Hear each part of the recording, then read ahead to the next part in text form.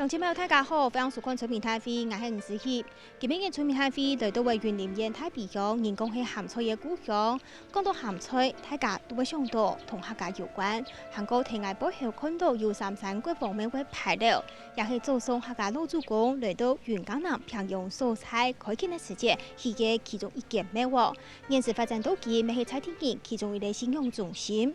現在亞道邊呢，其實有一道嘅行業，不過亞道睇亞上嘅業當，單都唔知自家行業呢，咩唔曉得講客嘅，早就本好多人同化睇咧，咪就係大家講嘅好老客。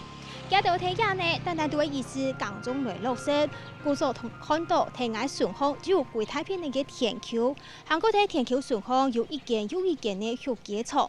菜天園也係博嘅就當不賣，肉雞廠已經影響到亞道嘅生活咧。韓國呢睇南威嘅總頭就有一間新嘅肉豬廠，我睇菜天起來。故所強調一定不賣，希望去到各地澄清抗議，冇再過去亞道肉雞廠、韓國肉豬廠嘅。唔過到今亞道一切都冇見到好為答案、好為解決嘅方式。相反，從安尼嘅情形，將係發生喺太平洋下，韓國台灣各地都有機會有安尼嘅澄清抗議事件來發生。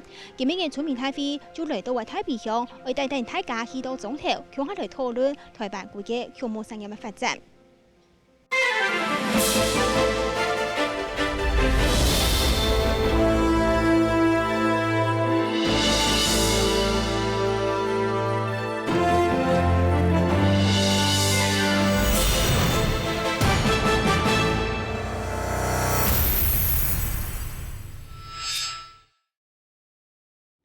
歡迎請聽聽鏡頭來到節目討論嘅現場。家下呢，沿係到太平洋嘅三山國王廟位牌樓下，一下節目現場來到為太平洋嘅鳳岡村亞道北，頭沿順巷呢就係菜地嘅環保運動公園。看得到亞片嘅環境正經當雜務，行過順巷就有幾大片嘅田丘。唔過今日嘅節目來到亞片，我討論講係講睇安江嘅蔬菜，有啲肉豬廠嘅實體呀，唔啲。詳情係講成番睇亞道北，會有乜個感覺？唔敢贊成，也係講會有乜個意見咯。先來為大家紹介今日嘅來賓 ，TV 來賓我紹介係農委會畜牧處嘅副處長王忠樹王副處長。大家好。第二位來賓係雲林縣農業處嘅副處長陳炳芳陳副處長。現場的鄉親及電視機前的各位朋友，大家好。謝謝。第三位來賓係雲林縣環保局嘅秘書沈淑媛沈秘書。主持人還有現場的鄉親，大家好。當初第四位來賓係環球科技大學環境資源管理研究所嘅副教授陳泰安陳老師。大家好。謝謝。韓國呢，今日現場哦，坐在台下有這麼多的鄉親都很關心我們自己生活的權益，來到這邊跟大家一起來討論。節目一開始呢，我想先透過一段影片，先帶大家來了解究竟在大埤鄉這邊有什麼樣子的畜牧場議題。透過影片一起來了解。來夜跑步條，雲林縣太平洋嘉興村的村民其中喺村內準備惡意嘅肉雞廠調錢，也表示強烈不滿。哦，伊甲伊要去啦，伊要去啦，伊去趁錢啊，阮就來鼻個臭味啦。哦，暫停，等伊環保整個攏總做好的時陣，起落，大家百姓來看，感覺都無受污染，咱才可準備繼續去。為到客家黨員來談到今日反對在肉雞廠、韓國肉豬廠，今年5月17日。雲林縣水林鄉韓國太平洋嘅民眾搶市民來共下去雲林縣政府來抗議縣政府清拆法畜牧場嘅容器城牆。講對要清低調，對要清低調，偷偷啊準了，講伊攏合法啦，無這個道理嘅啦，後迄個居民攏無知的權利，絕對無這個情形。還有民眾未見到回應議會來送到澄清書，民眾話呢見上方法或前人來提訴。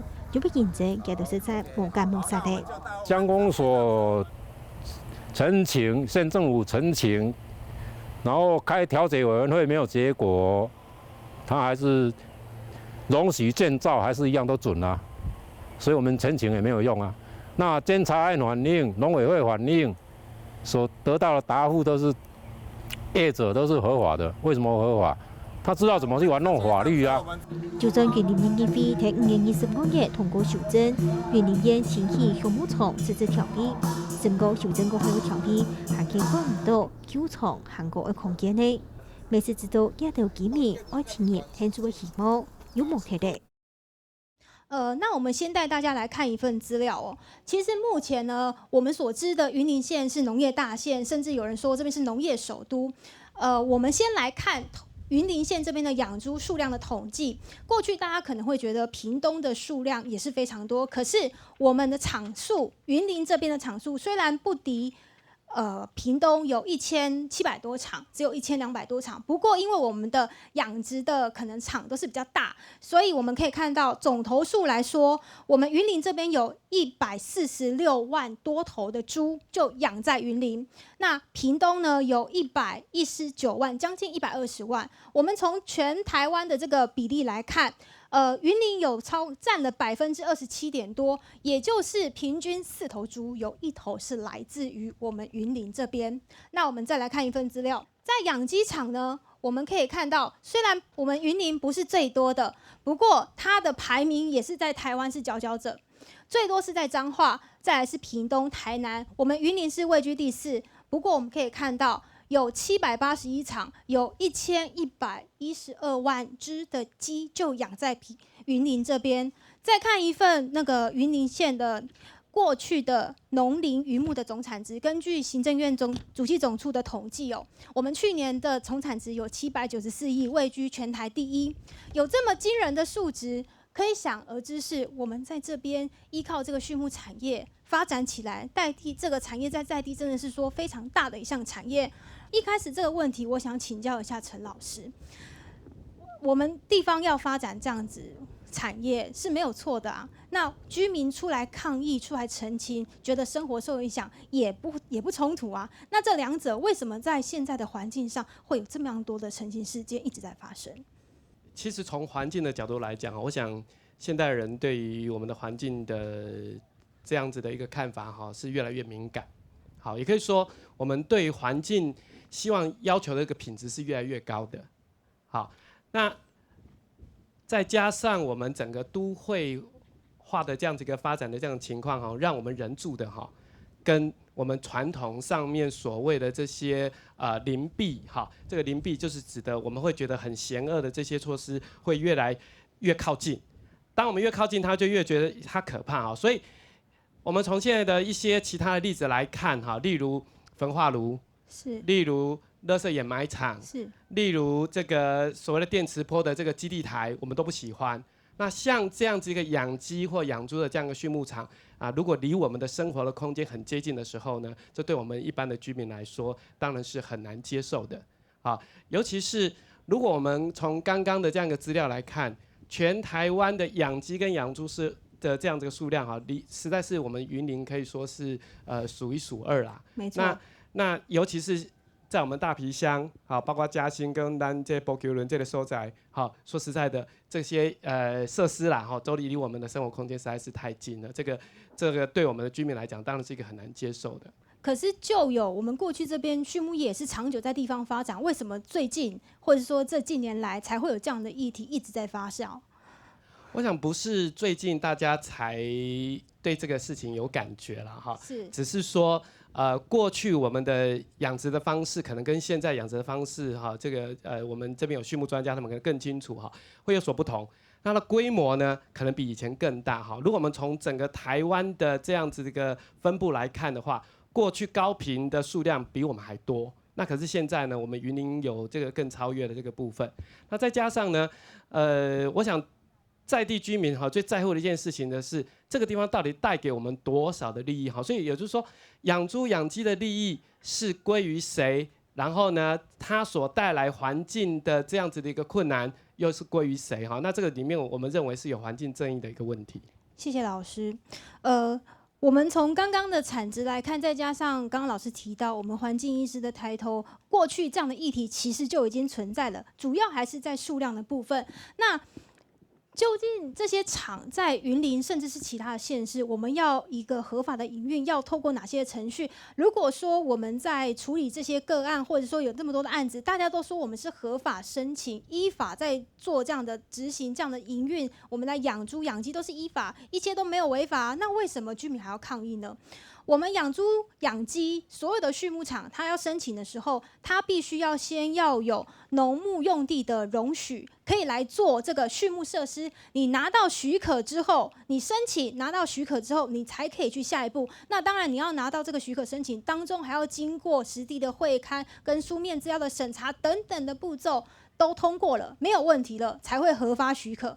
但是你核发许可之后，不代表你就可以在这个地面上来做你的所有的设施，你的养鸡的鸡舍或是猪舍，你必须要先拿到建照，有建照之后，你才可以进行下一步，不是那么简单，你还要有畜牧场的登记，那当然当中还要有非常繁杂的资料提供，一切都是经过相关单位层层把关之后。养殖者他才可以拿到这样的登记。那如果你还是养猪，规模比较大的话，你必须还要有具备废水排放许可证等等，你才可以合法运作。不过我想要先请教的就是副处长，我们刚刚来看这些申请流程都通过了，一切都依法，那为什么在云林我们还会有这样子的抗议事件？究竟是什么环节出了问题吗？如果说一切都是依法的话，我们这边处理的状况是怎么样？早期他照这个流程来申办，那做一个申请农牧用地容许做畜禽舍的养殖的话，它并没有距离上的一个规范跟限制。那在104年7月的时候，县府其实早在之前就陆续有不管哪个乡镇的民众，他会有提出说，因为味道影响到他们的一个日常的一个运作，甚至于晚上更臭。这个臭味的问题跟废水排放的问题一直没有一个明确的规范，所以在104年7月的时候，我们透过议会民意机关的同意，所以我们有公布一个县的自治条例，那明确去规范说它一个距离300公尺内。有一个明确的距离规范，就是不要严重影响到当地居民的一个生活品质。所以也就是从那时候开始，事实上在畜禽舍的一个设立已经有比以前还加严的一个动作出来。对，那当然它的配套也在农委会的支持之下，有相关的配套，就是说就是之前的一个旧有的畜禽舍，它要去改善它的设备。防臭也好，防尘也好，防羽毛的部分也好，甚至于饲料一个除臭添加的部分，甚至于说场内一些用喷洒的方式去除臭，这些制剂，农委会都有配套下来。是。谢谢副处长。在我们大埤这边呢，云林县总共的养鸡场的数量有781场。我们来看到这个数字，在云林的前3名，大埤、仑背跟水林这3个乡镇是我们云林这边养鸡场最多的地方，其中最多的就是在我们大埤有92场。那养殖数量来看呢，大埤是85万只，仑背跟水林都超过了100万只。不过就场次来说，大埤是非常多的，也就是说，在我们这个大埤乡有15个村，总共有92场，平均来算，可能一村就有6个养鸡场。这只是养鸡场哦，还不包含我们养猪啊、养牛啊，甚至是养鸡、养鸭、其他养鸭之类的。我想刚刚听了我们老师跟副处长的一些说法之后，我想要先开放我们的现场，让在地的乡亲来实际说出你们的心声。现在可以举手让我看到你们要发言吗？是这边吗？好，这位小姐。那我们养猪的地质不适当，就在这里看得到。你看这个公园就是这么近，然后它离我们的老人活动中心不到300公尺，我们那边更有一个日托，也不到500公尺，然后附近住户有300多公尺的。那这个公园是我们大家生活重心。你看生活环境这么好，养猪在旁边，我们公所给我们一个这么好的环境，每年都有编预算，能力在这边整理这个公园，结果现在又要盖养猪，所以我说希望县政府可以帮忙我们。我希望我们现在首长来到这里，帮我们重视一下。好，谢谢。好，您请坐。还有乡亲要发表意见的吗？请举手，让我看到。来，这位先生。因为刚刚有讲到那个荷花执照的问题，是农业用地要先取得许可之后才能兴建，因为这块畜牧场已经先违反区域计划法，然后云林县政府才核发许可，所以这个根本没办法去盖一个猪舍。所以他程序在程序上已经违法，就像违反刑法窃盗罪，你取得那个被害人的同意书，事前取得跟事后取得是完全不一样的哦。然后云林县政府依照农委会的那个公文要旨，他要去辅导他，但是应该是一般来讲，辅导是指都没有被检举的个案去辅导。是我用比较明确的，就像你一个违规停车，警察可以劝导你开走，如果有人来检举，一定要开罚单嘛，没办法用劝导或是辅导的方式去辅导他合法。现在云林县政府每个程序都一直在补，这表示他合法的程序上面一定有问题的。好，谢谢您，请坐。这位小姐，这位女士。我是嘉兴村的村民，离我们家80公尺，要设机场，我反对，蔡总统会当现身出来，把时间出来为我这村民了解痛苦。好，还有乡亲要发表意见的吗？请举手。好，这位先生。感谢客家电视台全民大会嘅这制作团队。本案嘅调求嘅机会讲出七家嘅心声。我是上渔村村民，但是因为我做事咧，田是咧嘉兴村的街条边啊，这是街条污染的情形啦吼。啊，这就是我做的猪仔田，这算旧年的一期的。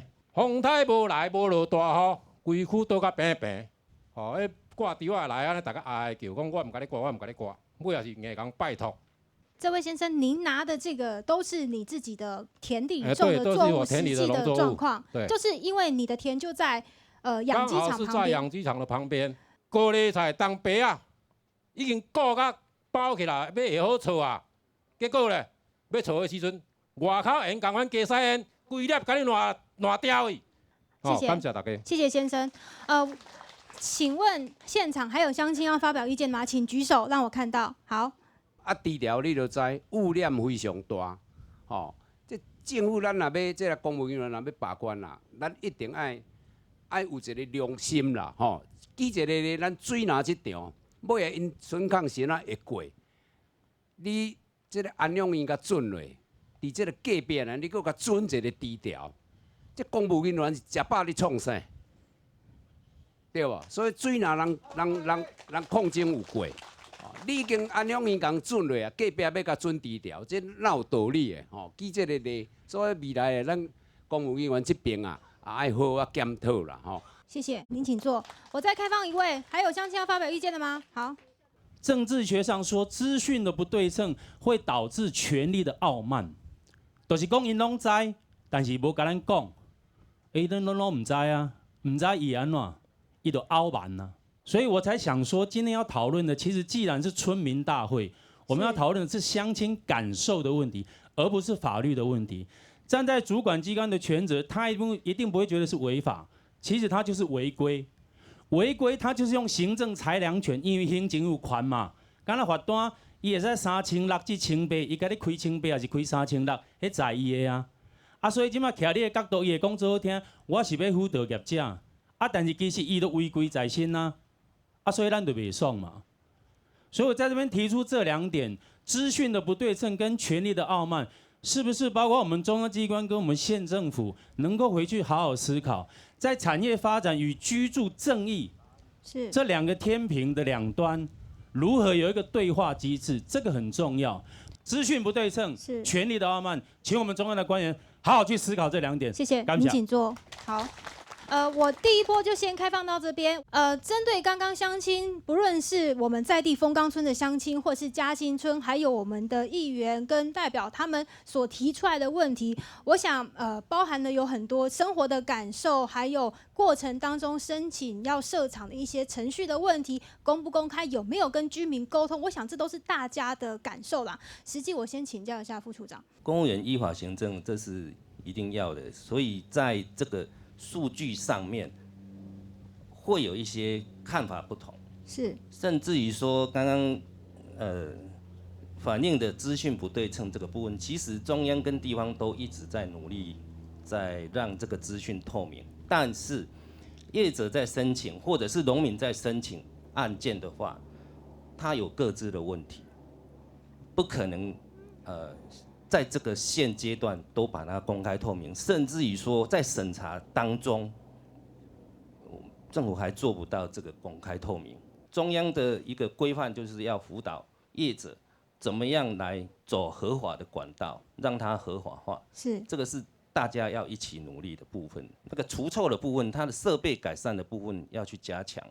要去落实，好，这是很重要的一点。我想请公所的农业课的课长，我们来说一下，刚刚居民有说到，不论是程序正义部分，我们公所这边也是有在严谨把关的吗？拄啊，咱嘛有讲着讲，不管合法无合法，但是目前伊的程序上，咱的解说拢是会使的，咱管护者解说嘛讲会用的，所以阮即马搁咧审这个建造的部分，那用地场建造的部分，咱目前是还未决。好，以上做简单的报告，谢谢。谢谢科长。针对刚刚在地居民讲的这些，畜牧场就在我家旁边，我家旁边就要设畜牧场这样的争议，我想不是云林这边、大埤这边不是个案吧？那我们以中央的角度来看，面对这样子畜牧业在台湾还要继续发展下去，如果我们到什么样子的地方去设置都有居民来陈抗的话，那这样台湾的畜牧业还要发展吗？所有的畜牧业者，在你从事畜牧业的生产环境的过程之中，你一定要做到一件事情，就是不要变成人家所谓的邻避设施，以邻为壑。你该做的污染防治一点都不能偷懒，一点都不能省略，因为钱是你在赚，污染留给别人，这个是不道德的。我们也必须要承认这个事实。那因此呢，在畜牧业的一个发展重不重要？当然很重要，因为我们提供了国人最重要的动物性蛋白质的来源。那但是在整个发展的过程之中，目前整个畜牧业因为科技的发展，所以我们现在希望用最好的一个新的科技，还有兼顾环保的一个饲养环境，甚至我们现在还有面临到所谓的疫病的威胁，所以生物安全现在畜牧业真的它生存的空间越来越难，但是生存的越难越难，你必须要更面对现实。那因此呢，现在我们全国已经有8、9个县市已经有自治条例，对于设置新的畜牧场有定的更严格的规范，比如有的设置停到一定要距离住家或者居民或者医院学校有300公尺、1公里，甚至500公尺，各个地方都不一样。那现在呢，大概各个地方的政府都已经体会到邻避设施所造成的问题。任何的一个畜牧场，我们不管现有的或者未来新设的，你只要环保做不到，你该罚的就要罚，该关的就要关。那这个东西才是面对现实的最好的原则。谢谢副处长。该罚的就要罚，该关的就要关，这是副处长他这边有给大家所提到的。针对这样子的我们的畜牧场的设置，我们其实云林县政府很早就做了努力，提出了一个畜牧场自治条例。那过去我们是设置的范围是300公尺，刚刚一直提到，我们在居民室陈抗之后已经有修正过，并且在今年5月29号就已经公布了。现在的在云林这边新设置的畜牧场的自治条例当中，你必须要距离我们的商店、厂房，甚至是住家、住宅这边要有500公尺，学校是要到1000公尺以上。所以这个这个自治条例是比过去还要严格。刚刚我们农委会的副处长讲到，甚至比其他的一个县市都还严格许多。那不过它是有个但书的，我们这个自治条例在公布之前、修正之前，已经领了畜牧场登记证。然后，如果你是要增建跟扩建，那改建新申请的人就不在这个限制当中。我们这个自治条例修改过后呢，这个新法加严审核了，所以导致畜牧业者也不满，因为我们新申请的80案当中，有80%都被驳回，就是因为刚刚我们提到的这个新的自治条例修正之后，我们的申请的方式跟审核的标准更严谨了。那我想要先请教一下我们环保局的沈秘书，针对这样子，刚刚居民一直讲到高密度的畜牧场就在我们的生活环境当中，我们在环保污染这个臭味的查碛之上，我们要怎么样子去符合民意？跟各位报告哈，那环保局有一个报案中心它是24小时有人接听电话，有人值班。好，那这个电话是0800556003。那只要是民众有关于公害陈情的案件进来，那他一定是录音，然后马上录案，那稽查同仁就会去做稽查。了解，好，谢谢秘书。生活的影响、臭味的界定，甚至是对于废污水的影响，我想没有生活在有这样的畜牧场就在我家隔壁的时候，你可能很难感受得到。那居民还有什么样的想法吗？我们看一下影片，再过来讨论。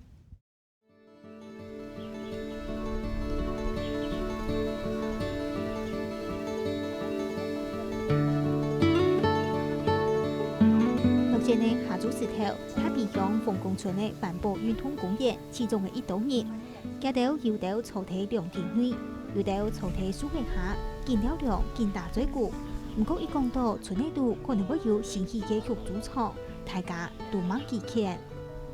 它会带来恶臭跟污水我们的灌溉水源的污染，所以我们村民极力的反对。到目前为止，业者都没有跟我们这边村民沟通过，所以我们极力的反对。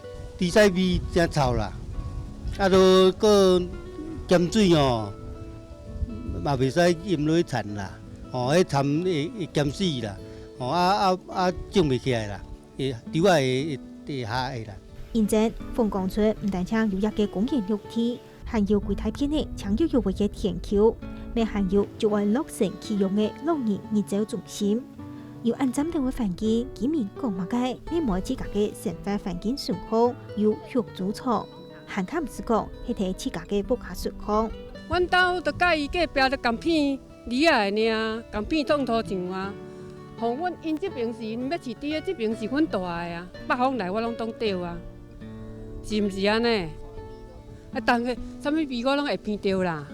从安尼的情形，没发生喺太平乡嘉兴村，一大笔嘅育鸡场业者，爱睇企划给了顺好去市内育鸡场，村民接受唔得，今天爱反对倒台。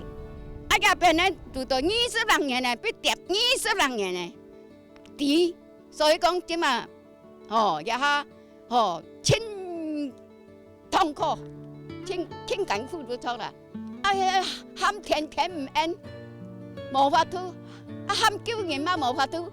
不加顺康就会育鸡场，而那些粗胖胖的含有污染，对生活同农作物的影响，已经喺嘉兴村村民一直以来接通。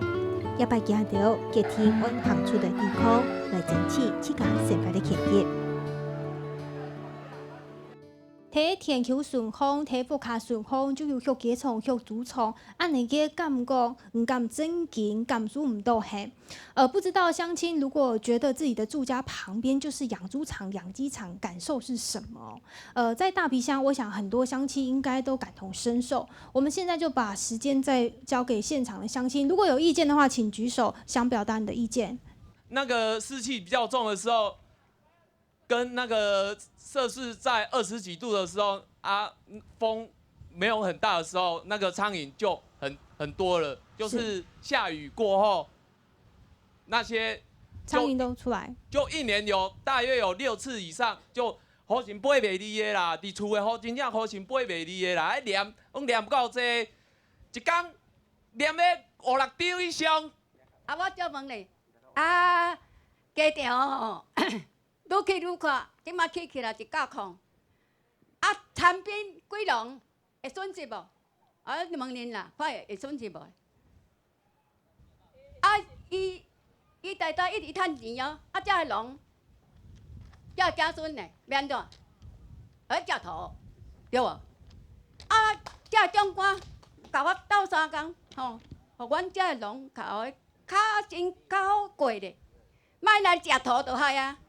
公务人员的口碑拢依法行政，啊，咱即马伫遮看到的，拢毋免阁烧济嘛。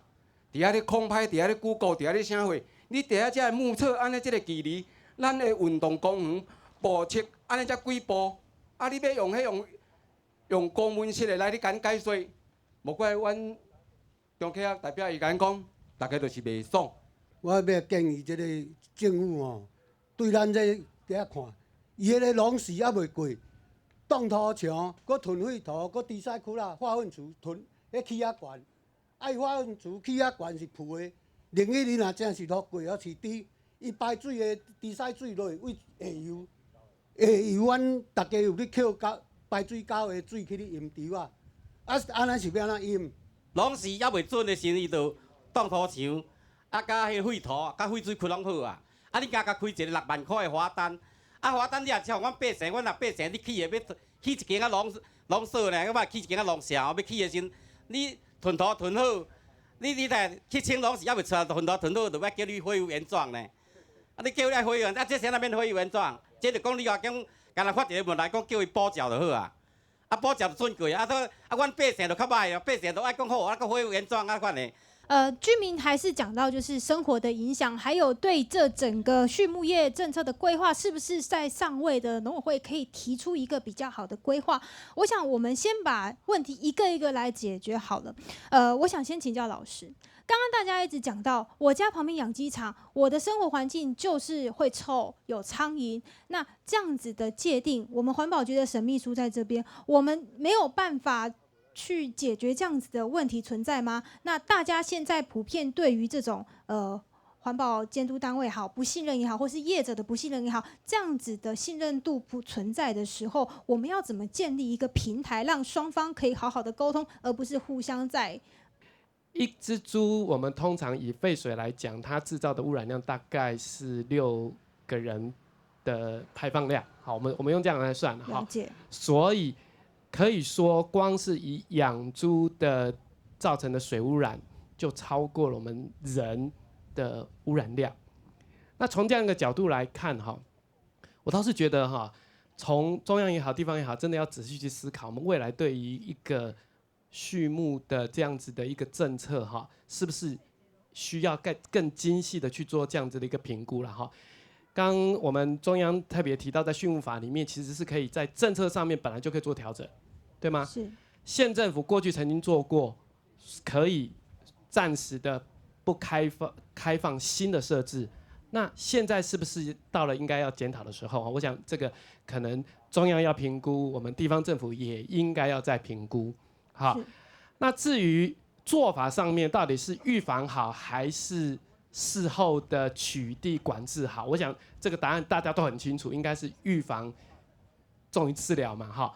所以我想在这个部分，从政策的角度来讲，我真的会建议啦，哈，从政府的角度应该再仔细的再去思考一下，我们可不可以再更细致的评估？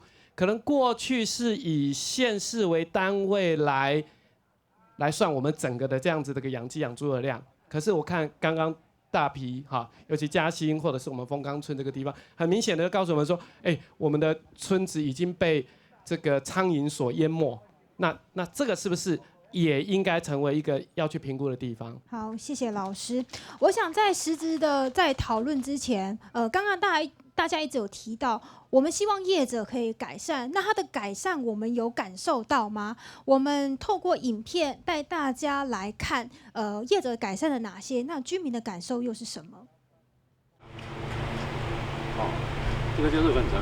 强强嘅气泡，肉野从东北比起來咁樣嘅，但風嘅湧泉停停比起來，係講要風吹，一條湧泉就會吹到附近嘅田橋，從安尼嘅問題，一條地內都影響到入田上，現在嘅田橋就係肉野從隔壁。我這邊剛好在它的風尾的部分，那它雞糞的那個煙塵都是往我這邊飄，所以在沒有下大雨、沒有刮颱風的狀況之下，我種的稻子就倒了。它倒了之后一下大雨，稻米就会出芽，所以收成率一直都不好。也个休假创也报给提台北乡以及一度议论，现在业者为曲行家头要加价，就提求为休假创顺风去实呢。经过县政府的打合，业者听从我先改善求为假创，为到为解决民众的关言，业者是给2600万元的改善钢铁产品。做副业水电室的改善啦，啊，等于算讲对啊，若有啥物爱去改善的问题，去原来去改善安尼啦嘿啊。就爱处理大家较原本的这个方式来做沟通安尼啦。除了加强休假创对业通风，和安内太天山、和周围大家嘅表，就喺每休假创嘅用程，碰到附近嘅野田桥起，不过民众还可以接受唔得，业者咪当无奈何。不要为反对而反对，提出问题，我们大家寻求解决的方法之后，不要说一味的就打压一个产业，那产业没办法升级。大家有问题提出来之后来去改善。王先生真的从以前一直到现在就一直在改善这些问题而已，是说只是就像刚才讲的，改善的速度可能跟不上民众的期待。总共有47家小小的庄头，竟然逮下你要在那个畜牧场。现在台北乡有超过700个土地都系拿来耕种，一间碰到我哋2头年办的休假创就喺田桥村口韩国好高附近呢。台北乡嘉兴村一大笔特别多休假创，现在有按到嘅休假创，民众将会见怪嘅，一条地来嘅甘肃，甚至到民众都无信心咩，故所将会有休假创嘅议论。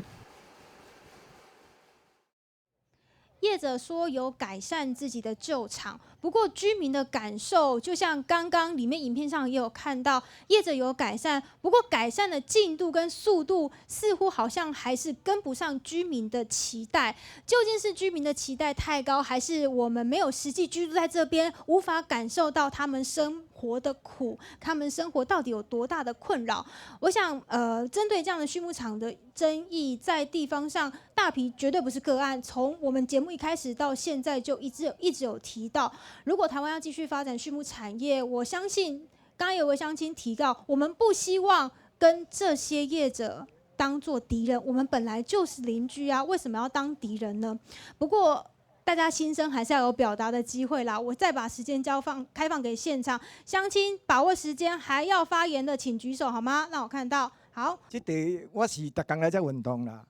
我是感觉讲，你这个所在设地，唔是讲唔好，趁钱大家拢要趁。不过你趁钱嘛要顾虑着别人，对无？那讲馆长嘛要趁钱啊，伊嘛是安尼薪水啊，干咪？伊嘛是爱做代志。不过你做代志，你袂使去危害着别人啊，干咪？所以讲，我感觉讲，这个所在，你也甲业者讲，也是大塘嘛足侪土地啊，你敢毋去释放出来，对无？伊敢毋知讲咱大塘的足侪土地吗？大塘莫讲伊了无大拿租人17家，伊为什么毋来租这人，对无？因为目前农委会他有跟台糖他们也要合作设置一个那个养猪循环专区。那我想要问一下我们的那个政府官员，我们云林县的政府有没有办法可以跟台糖合作，那把它养殖户整合起来，然后就是辅导他们进去这个专区里面去那个养殖，因为这样子它可以造成避免污染，还有那个空气的恶臭，对不对？可以就是达成双赢的效果。环保局这边。你讲话做拢以外拢要甲发稿互伊，甚至停业啥货，我感觉讲这种效果安怎讲？业者毋是戆人啦，你送有对错，伊写嘛是有对错啦。利用落大雨，恁无才好顺较到；做风台，恁嘛无才好顺较到。甲你留咧半点钟就好，也免偌济。92场，搁36场啦，看变哪去，你有遐济人员落去较顺，去较掠是无？所以我认定讲咱的政府真正要好好考虑。你这已经超过人数几啊倍啊！婚姻关真正毋通搁饲啊啦，真正啦。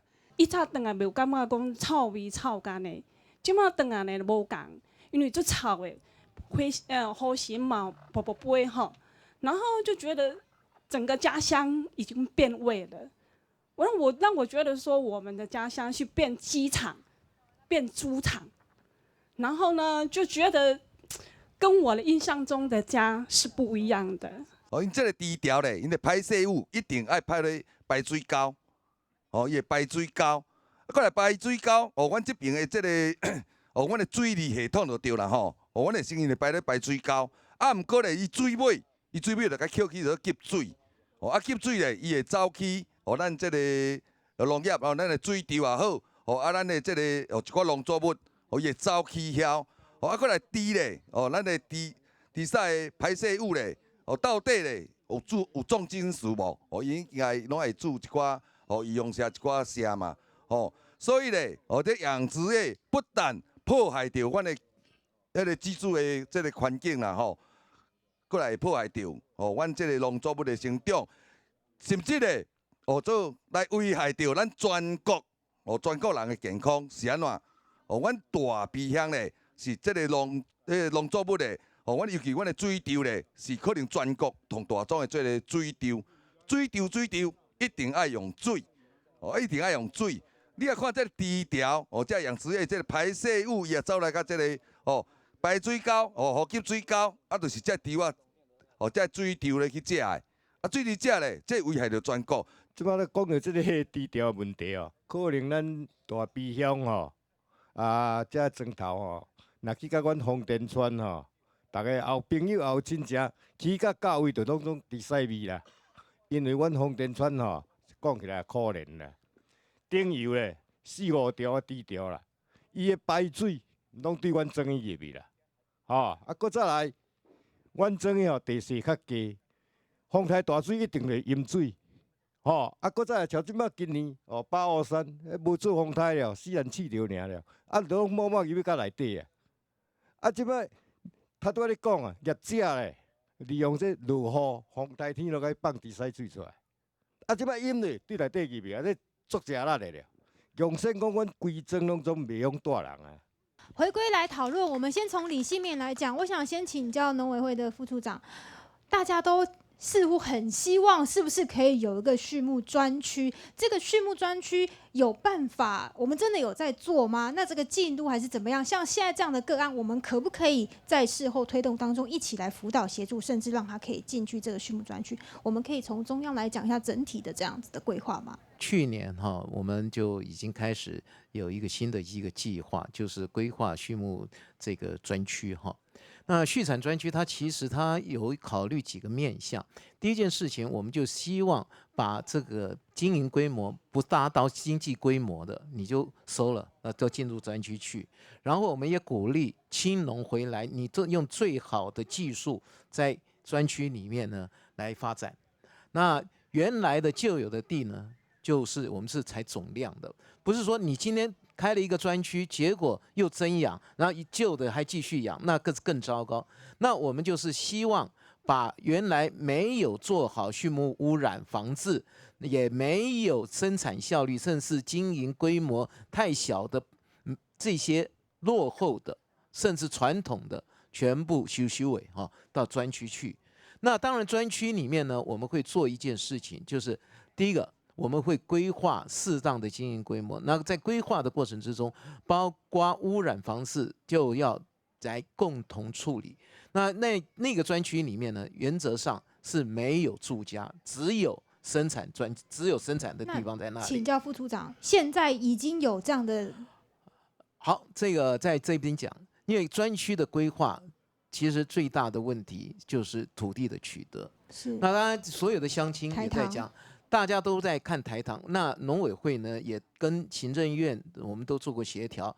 台糖它自己本身就有畜牧场哦，它就有畜殖养殖场。那现在的第一阶段就是台糖它自己的畜牧场里面，它全国它有19个畜殖专业区。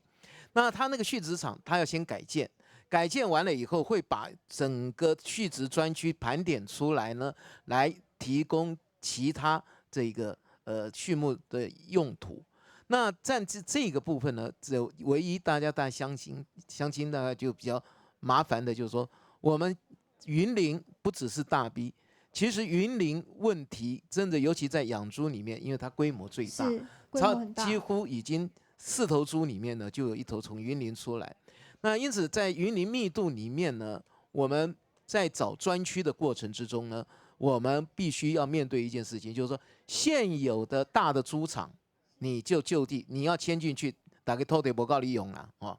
那你小型的，我们会鼓励你进去；大型的，我们就要开始要求它做好全部的污染防治。那台湾到底要养多少猪？我们其实已经规划，台湾现在刚刚有讲，我们大概目前是539万头总在养量。那台湾真正要达到自给自足，咱爱靠家己，咱完全吃进口的，咱上少爱550万只。所以讲，台湾的猪起码是欠，不是多。但是呢，为什么会少？其实也是大家面对一个问题，等于讲，你起码叫伊饲猪，伊无一定要给你饲猪，伊讲我跟他应付环保，我动不掉。所以现在养猪户跟头数都一直在减少，那代表什么？其实农民他也有自己感受到污染防治的压力。那最后我要跟各位报告的，今天猪的污染，大概我们有共同专区，家禽它现在真正造成最大的问题，对台湾在讲的臭味、好腥，因为这个部分呢，就是我们一直在推密闭式饲养，或者是非开放式饲养，能不能落实？那这个现在台湾的鸡种，我跟各位报告，白肉鸡、北霸鸡，起码几乎99%都是密闭式饲养，所以北霸鸡问题无大，起码是啥？两鸡加土鸡啊，吼，还有一寡的金鸡场，小型的竞技的，那这个都是我们历来农委会跟地方政府列为优先改善鸡场的对象，辅导改善，尤其是蛋鸡场，因为蛋鸡场它是连续式饲养，伊的鸡屎囤甲管的才清出去，无咧管，无咧处理，雨神那热天哪来，雨神蚊啊一大堆，那这个都是我们面临的问题。好，谢谢副处长哦。副处长刚刚有提到一个重点，我们这个畜牧专区也许明年就会有一个示范的厂区来成立，但是现在碍于我们土地的取得，所以这个过程当中还在做讨论。不过这是值得期待，就是我们中央部门已经有做出这样子的想法出来了。那这部分我要再请教的是我们云林县农业处的副处长哦。刚刚大家一直提到，就是说我们这个有畜牧场的设置的自治条例，我们有旧的也有新的，不过大家似乎对于它这个界定的范围、距离，然后过去的跟现在的溯及既往，或者是说怎么样，我们可以来改善，或者是说这个500跟1000设置下去之后，居民真的会有感觉吗？我们这个界定，我们可不可以来讲一下？我们过去就是300，现在是500跟1000。那设计之后，我们知道已经变严格了嘛？不过你们怎么设定的这个部分来说明一下好吗？那刚刚主持人也有点出来，就是说目前我们业务单位已经有推荐，超过80%以上是这样的一个推荐，就是说这是针对新的部分，我们是重演了。对，那过去的呢？过去的部分已经合法申请容许的案场是不会溯及既往。第一个，你基金核准的东西不可能再把它撤销，这是法律的一个恒常的一个做法。是。那新厂的部分，县府一定从刚刚的资料可以显示，就是在加严在办理。那至于说业者的部分也反弹很大了那当然县府是一个公部门，要站在两方都要思考。没错。当然居民的权益，县府一定会比较尊重县府那个居民的一个感受。那我们也跟农委会有合作，就是说怎么样让这些业者能够落实他的设备更新。刚刚有讲，就是说，包括台糖，它还是要更新它的畜禽舍，才有办法来做一个专区。那以目前来讲，台糖的一些畜禽舍搞不好都还没有办法达到这个样的标准。那我们地方政府也很赞同中央这边来规划专区，让它有一个示范的性质。那之后如果说他业者要申请，不见得进来专区的部分，也可以参考专区里面的设施设备，它怎么样去减低它一个影响居民的这个作为，否则的话，它连要动工，居民都不会同意让它动工嘛。好，这个是业者也希望，我们县政府也希望业者要好好思考这个问题。你要生存，就是要符合当地的一个要求，好，这样才能够有办法在这边落脚，否则的话，大概没有生存的空间。那站在政府的一个立场，是希望说两边如何去取得一个平衡点，大家都可以接受的范围里面，好，大家都共存共荣，而不希望说好，那居民都一致反对，那反对之后，台湾都反对。反对之后有没有办法像国外说好，那我养猪的部分那拉到国外去，然后用进口的方式，有办法吗？如果有办法，那我们可以这样朝这个方向来做。但是我个人认为啊，依目前的现况来讲，大概还做不到这样子的一个状态。了解，谢谢副处长哦。居民一直提到环保跟废污水排放的问题，我想请我们环保局这边实际来回应一下居民，我们这样子的排放情况，我们到底有没有在做？如果正在做，刚刚还有讲到我们可能人力的问题，其实这些我们都有掌握到吗？没有申请排放许可证，直接然后排放废水，就是我们一般说的偷排。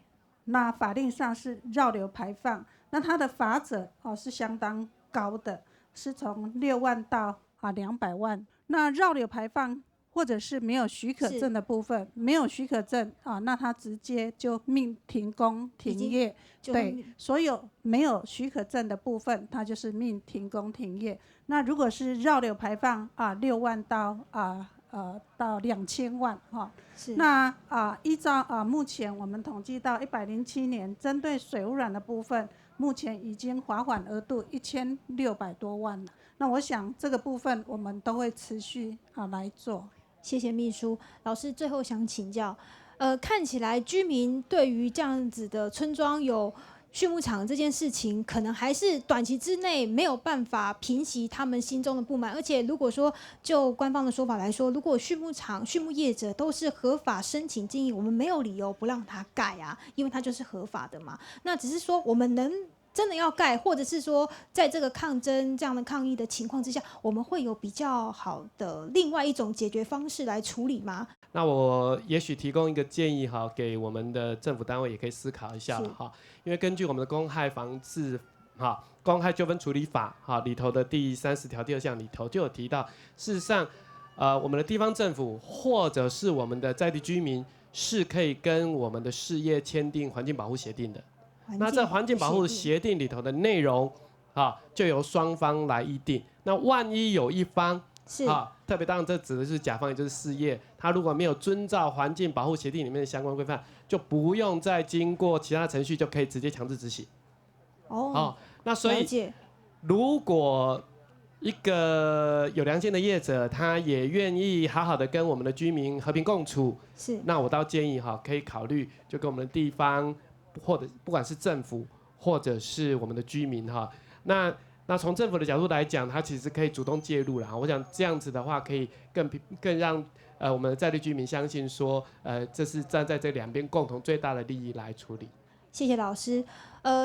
今日节目讨论的案度，我想台湾的项目业听从韩科发展去。希望做我们的请医师今天有听听。不过政府这边也说，其实手心手背都是肉，我们居民也是的感受，我们也要在意。还有我们畜牧业者的心声，他们也想要生存，我们也要去注意到。其实一个问题，真经讲係都难解決啦。不過台灣還係會發展項目業嘛，故所安尼嘅問題還係會繼續嘅發生，無論係睇台幣，也係睇其他有按到向主委、向企業也都會受災。不僅是大批的居民要想，全国的观众朋友也都应该思考，在畜牧业要继续发展下去的同时，如果你的生活当中，我家旁边就是养猪场，您会怎么办呢？你的感受是什么？今日的村民派飞就到呀，感谢大家收看，现在飞。